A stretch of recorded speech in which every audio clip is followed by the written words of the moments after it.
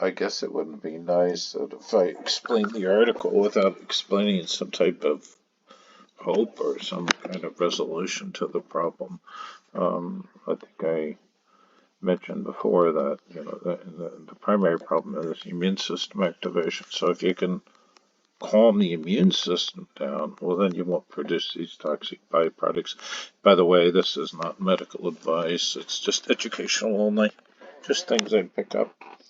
But in the last article, I mentioned about inflammation, and I took a little screenshot here. So I went to PubMed. So PubMed is kind of the warehouse of journal articles. So your doctor and everybody else gets their information from this primary source.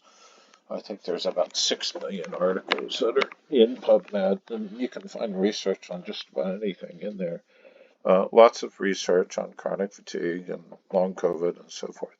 But I wanted to pull this up to show how important it is, because I'm not sure why people overlook this. So I use the word inflammation as the key word. And I just wanted to show that there's 943,000 journal articles that are written about inflammation. The problem is that, people seldom look at this information, and most people especially on social media, tend to get their information from secondhand sources. I tend to go to the primary sources. I tend to sample quite a few of them. But inflammation is very problematic. Most diseases are rooted back to inflammation. And this is why you see the power, particularly of antioxidants. And antioxidants can come from a number of sources, including what you generate within yourself, say like glutathione. There's other molecules that are secreted, superoxide dismutase, catalase, and a whole host of other self-generated antioxidants. But those do require nutrient sources to generate, and if you happen to be low on those dense nutrients, and you won't be able to adequately produce those particular antioxidants. Then there's antioxidants most people know about: vitamin C, vitamin E, alpha lipoic acid, glutathione you could take externally.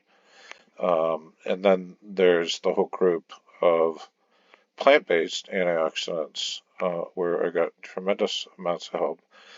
I use all that stuff I just talked about, but then I added polyphenols, which are the chemicals that are found in plants, say like turmeric, green tea, cinnamon, things like that. I use some other ones, a couple exotic ones.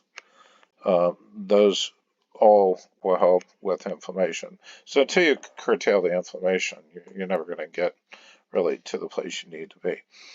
But I wanted to go to some of the stuff I picked up about some of this, reducing some of this vascular problems. Obviously, the ultimate fix, as I mentioned before, is to stop the immune cascade, which is a whole different topic I'm not going to cover here. But people in the long COVID community, one of the things they were using were enzymes, and enzymes do work. They degrade things like your pancreas produces an enzyme called lipase, and lipase degrades dietary fats. There's proteases, cellulases, but they were using nattokinase serrapeptase. And like I said, there's a whole host of other enzymes. I think modified citrus pectin is quite interesting because it's been shown to degrade some of the fibrins. And then the third thing I saw were pharmaceutical approaches, people using blood thinners, Plavix, baby aspirin, Eliquis, and I think there might be another one or two out there.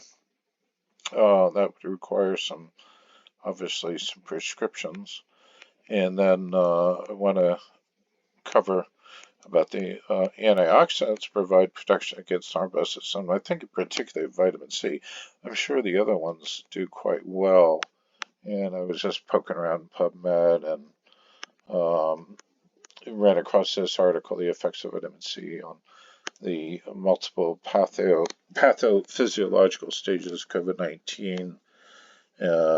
And there's multiple mentions of why they think that high-dose vitamin C is effective.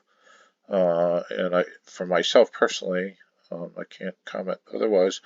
I found vitamin C to be quite helpful. I use a high-quality vitamin C, and not something that's cheap with fillers in it. That's another story.